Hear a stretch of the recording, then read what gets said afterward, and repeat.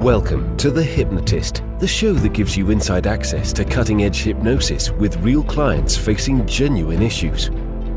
Brought to you by the hypnotherapist demanded by celebrities, CEOs, and even royalty, Adam Cox. These recordings took place live from Adam's clinic in London's world-famous Harley Street. This podcast features powerful hypnosis, so do not listen while driving or operating machinery. This recording is not suitable for those with epilepsy or severe mental health issues. So, get yourself comfortable and enjoy today's episode of The Hypnotist.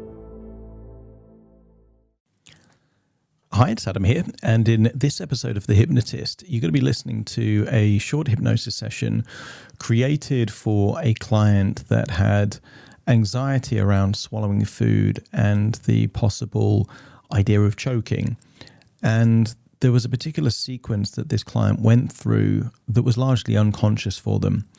So one was this idea of trying to eat and trying to chew and trying to swallow.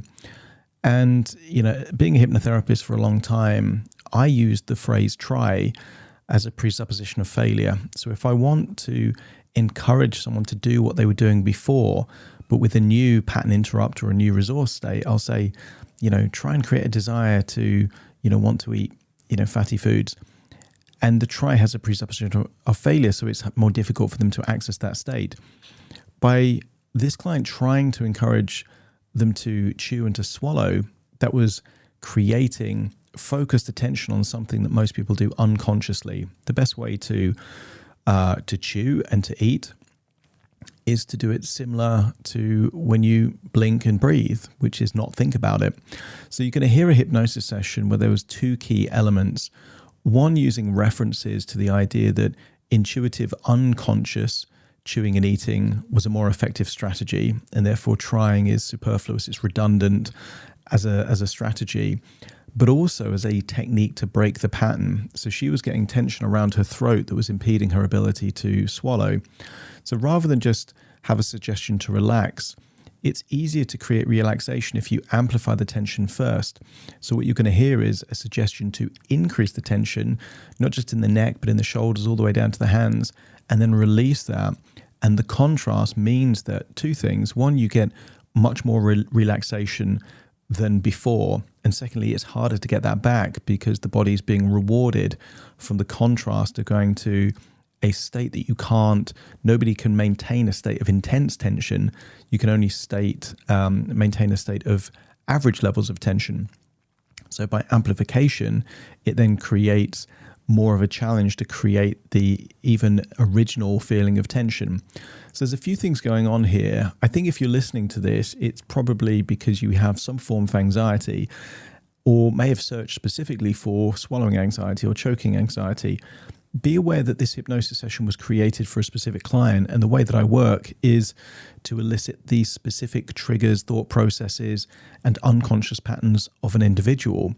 So if you are curious to work with me directly, there will be a link in the show notes to schedule a free 30-minute consultation call.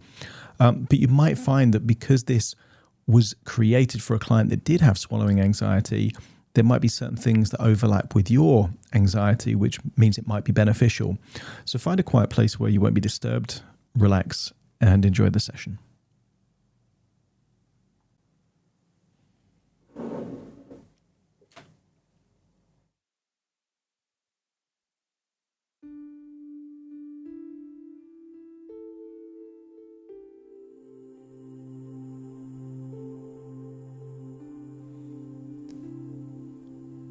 Take a deep breath in. As you breathe in a resourceful feeling of relaxation.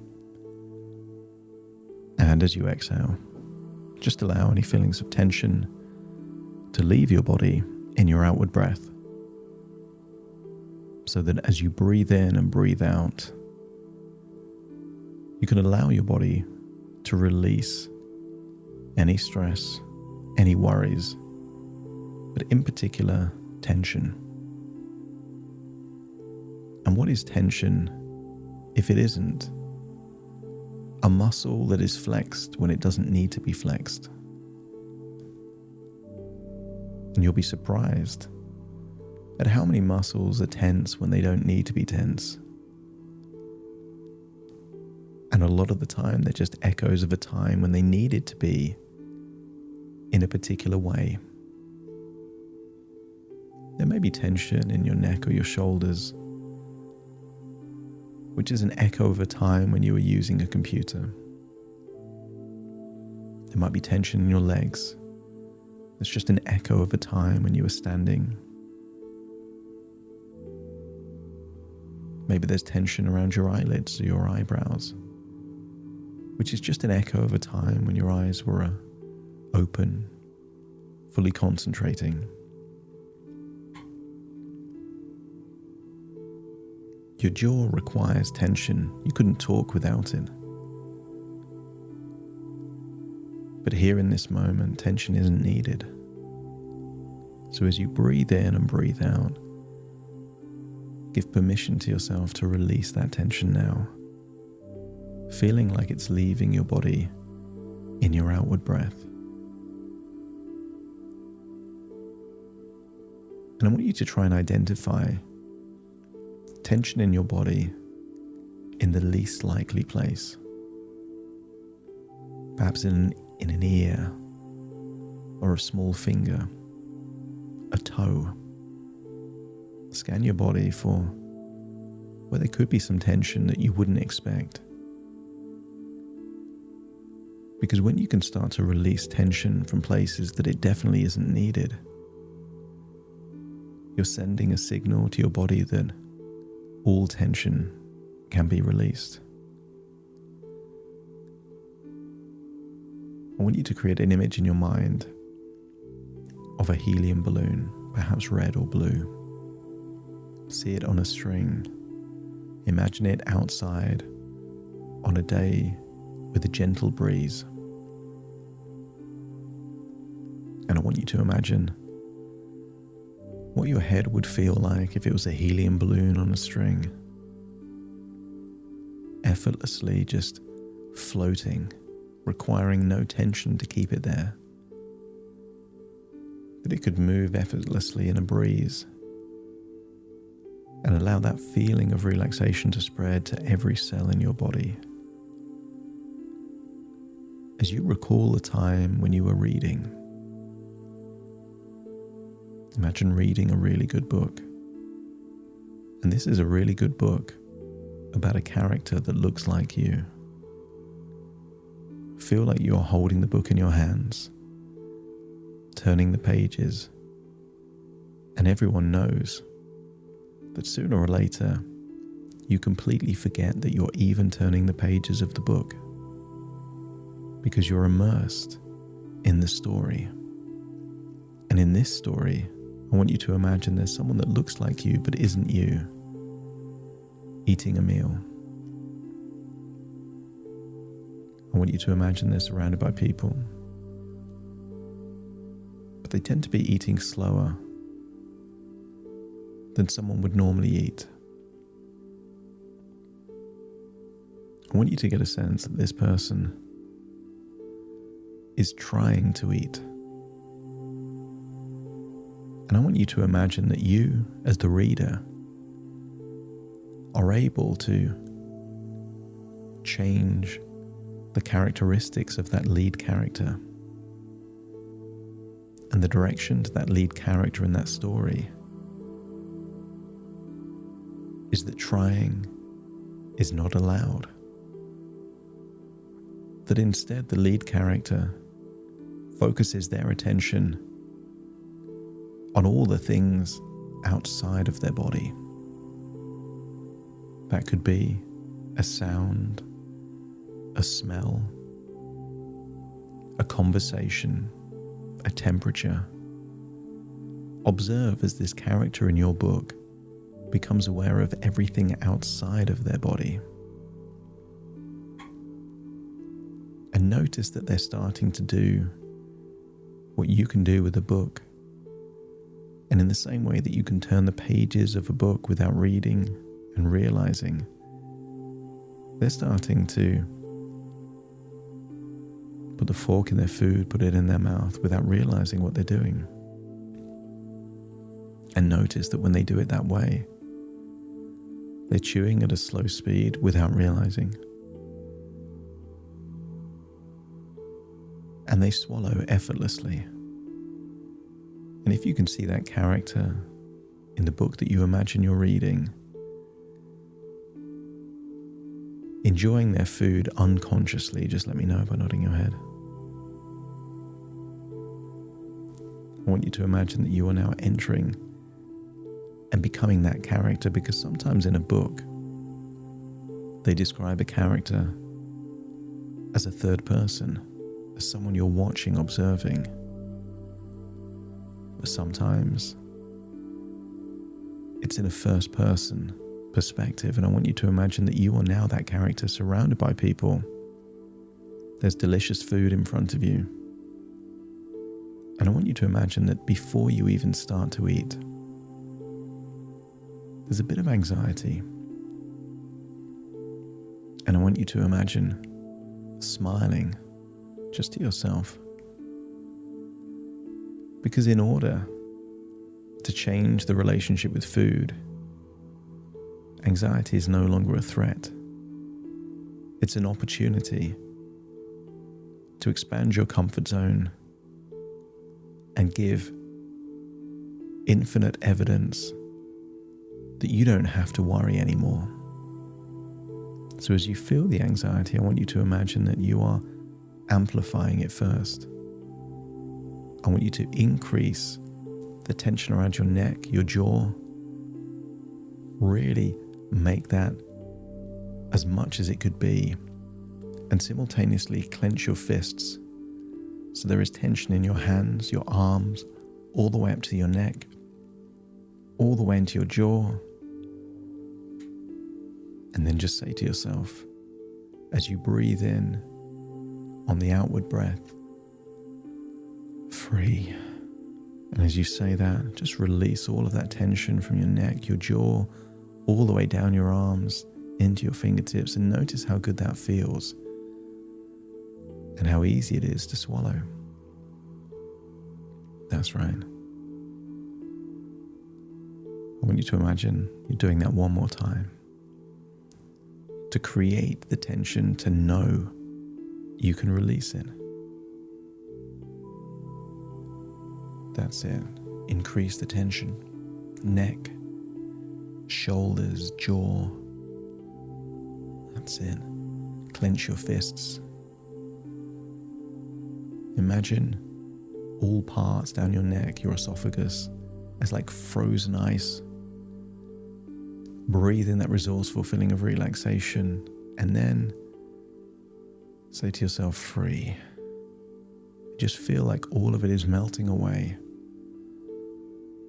Feeling like your head is that helium balloon on a string.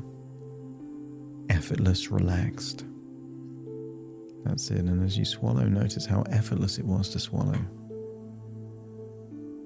You don't need to think about it. It just happens. And then I want you to imagine that you are noticing everything around you. The people, the sounds, the smells. And just imagine that your arm all by itself is putting food into your mouth. You're chewing it at exactly the right speed. You're not thinking about swallowing, you're not thinking about chewing, you're just immersed in what's happening around you, feeling so deeply relaxed. You continue, mouthful after mouthful, without even realizing, because your focus is elsewhere.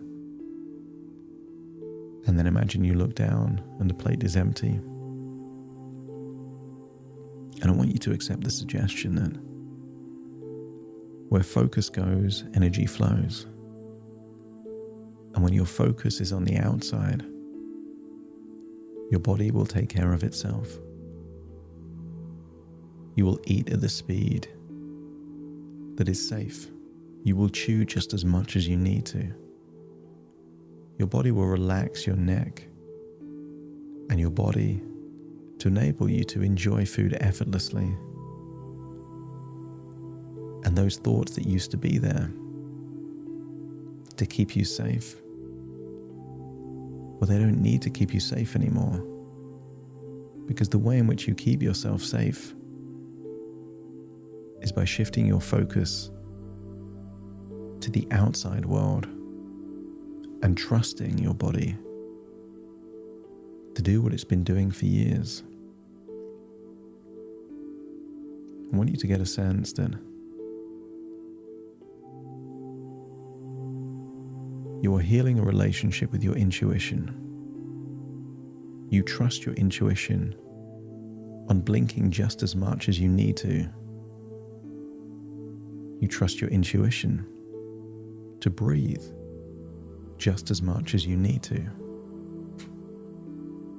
When you go to the toilet, you go to the toilet proportionately to what your body needs.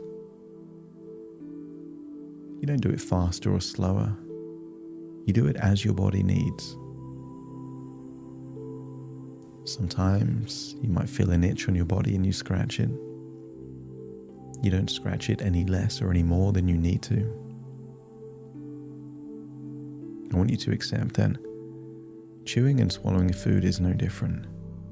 You already know how to do it.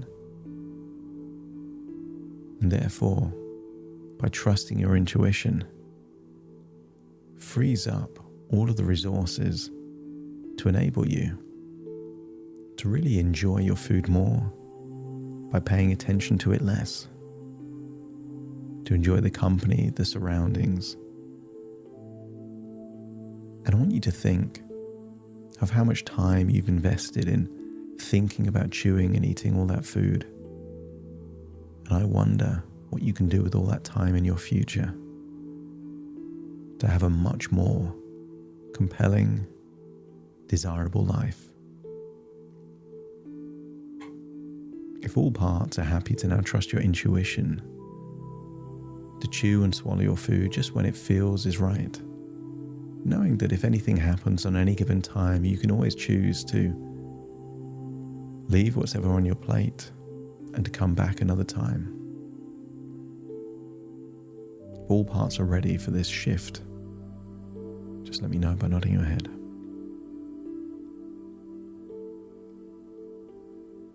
And I want you to imagine that you're no longer in the story, but you're now the person reading the book, seeing you in the story and seeing a person as you flick into the future chapters that gets to enjoy life more by thinking about eating less. And then imagine that all of this are just thoughts within thoughts, ideas within ideas, dreams within dreams, as you return to the present, listening to my voice as you take a deep breath in through your nose and out through your nose. Just wiggle your fingers, wiggle your toes. Get a sense that all parts fully in the present, knowing how to increase and decrease tension within seconds, and trusting your intuition to treat chewing and swallowing no different from blinking and breathing. Starting to count to awaken you. 1, 2, 3, waking up. 4, 5, 6, more alert. 7, 8, open your eyes, open your eyes. 9, 10, wide awake, wide awake, wide awake.